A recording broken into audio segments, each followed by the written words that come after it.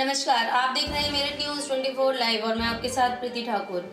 कृषि कानून के विरोध में किसानों ने किया धरना प्रदर्शन। दरअसल पूरा मामला जनपद शामली की तहसील ऊन का है, जहां कृषि कानून के विरोध में धरना प्रदर्शन करने पहुंचे सैकड़ों किसानों को पुलिस ने तहसील के गेट पर ही रोक लिया, जिसके बाद किसानों ने तहसील परिसर के बाहर बैठकर विरोध प्रदर्शन करते हुए तीनों कृषि कानूनों को वापस लिए जाने की मांग की। कार्यक्रम की अध्यक्षता चौधरी ब्रह्मपाल सिंह व संचालन ठाकुर यशपाल सिंह द्वारा किया गया। वहीं धरना प्रदर्शन कर रहे किसानों के समर्थन में पहुंचे किसान मजदूर संगठन के राष्ट्रीय अध्यक्ष ठाकुर पूरन सिंह ने कहा कि वर्तमान सरकार किसानों की अनदेखी कर रही है। सरकार द्वारा लाए गए तीनों काले कानून किसानों के हित में नहीं है।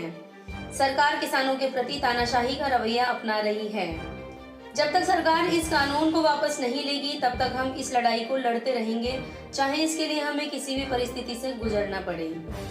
किसान उग्रसेन का कहना है कि आज के समय में किसान का जीवन दुर्भर हो गया है।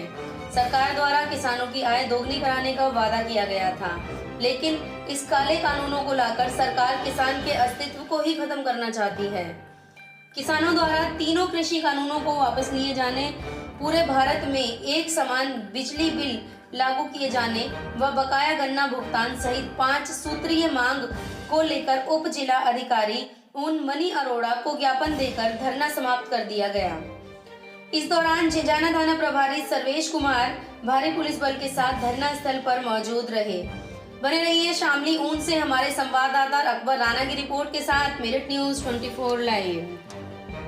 अच्छा सर, आप यहाँ पे आए हैं, धरना प्रदर्शन आपके द्वारा यहाँ किया जा रहा है, आप किसी पार्टी से जुड़े हैं? नहीं, हम पार्टी से नहीं, हम केवल किसान हैं, ओनली किसान।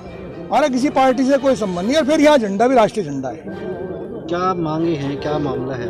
3 कृषि अध्यादेश जो काले कानून के रूप में इस किसान को बर्बाद करने के लिए भारत सरकार लेकर आई, उनकी वापसी।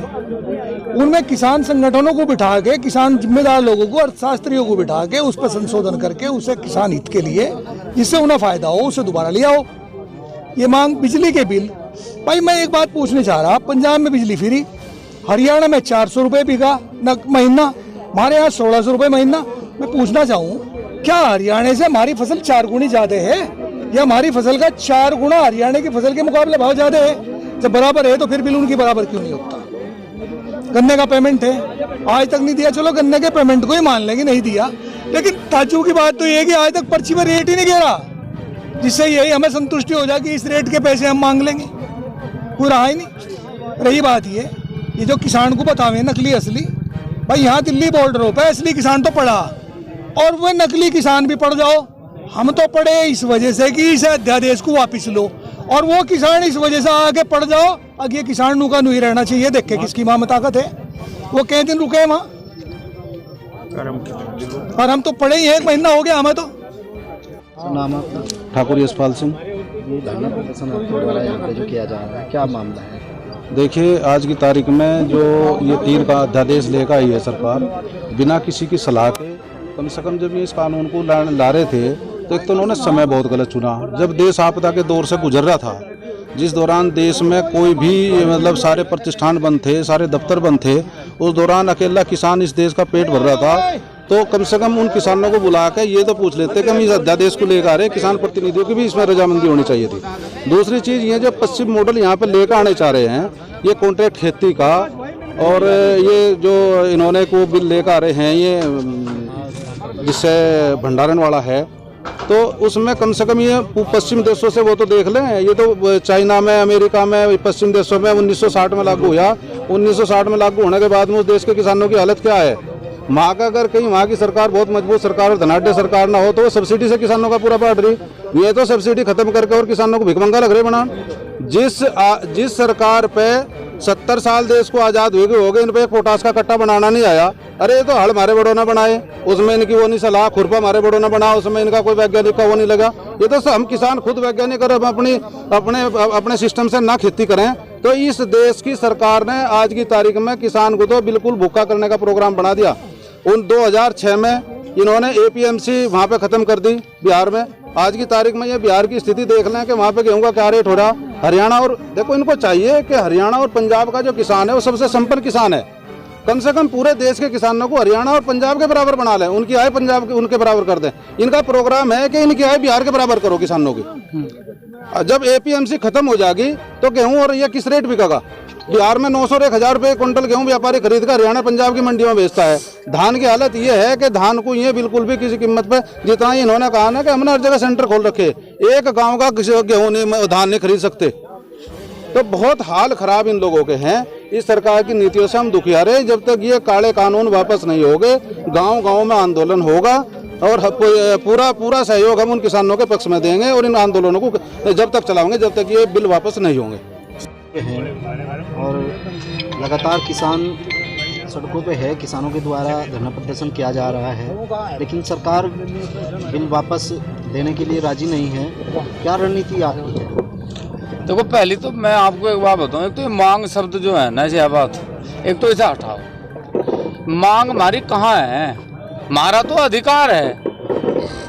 बस 4 घंटे एक मास्टर स्कूल में ड्यूटी कर रहा, तनख्वाह 65,000। हम 24 घंटे खेत में काम कर रहे, हमारी तनख्वाह 5 पैसे नहीं। मांग नहीं, अधिकार है। और यो किसी संगठन का, किसी नेता का, किसी पार्टी का कोई धरना नहीं, ना किसी का कोई अधिकार। यो इस देश का किसान लड़ रहा, अपने अधिकार के लिए लड़ रहा, अपने बालकों के लिए लड़ रहा। और सरकार ये कह रही ना कि कानून वापस नहीं होने के। एक बात बता दूं मैं, या तो कानून वापस होंगे, नहीं तो सरकार वापस होगी। इस बात का ध्यान कर ले सरकार। अच्छा, सरकार तो लगातार ये बोल रही है कि भाई किसानों की आय दोगुनी होगी, इसलिए हम सरकार किसानों के हित में बिल लेके आए। क्या मान? नहीं, ऐसा मान ले, ऐसी है बात। तो कोई दुगनी मन्ना कह दी। वो पहले तो हमने कहावत सुनी होगी, अब बेटा बाहर न जाए लुल्लू। मैंने लुल्लू किसी ने देखा ही नहीं आज लो। मैंने लुल्लू तो डरा रहे, कहाँ है आए, कहाँ है? वो फार्मूला तो बताया होगा किसान को, बनू होगी तेरी आय 2 गुना। कहीं आय 2 गुने नहीं। अरे आमदनी तो 2 गुनी जब होगी किसान की, उसको तो खर्चे 4 गुने हो गए।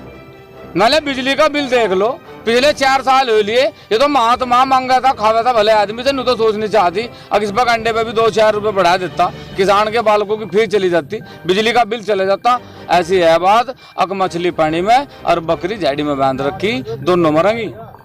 तो सरकार का तो मानना है कि किसान जो किसान हैं, ऊपर जो किसानी खेती कर रहे हैं, वो तो इस बिल के समर्थन में सरकार को ज्ञापन दे रहे हैं, और जो दिल्ली में जो धरना पे किसान बैठे हुए हैं, ये किसान नहीं है। ये क्या मामला है? अच्छा, एक बात बताओ तुम मुझे।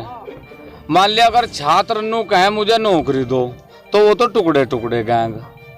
अगर कोई नू कहे कि मुझे इस देश में अधिकार चाह, वो पाकिस्तान का समर्थक।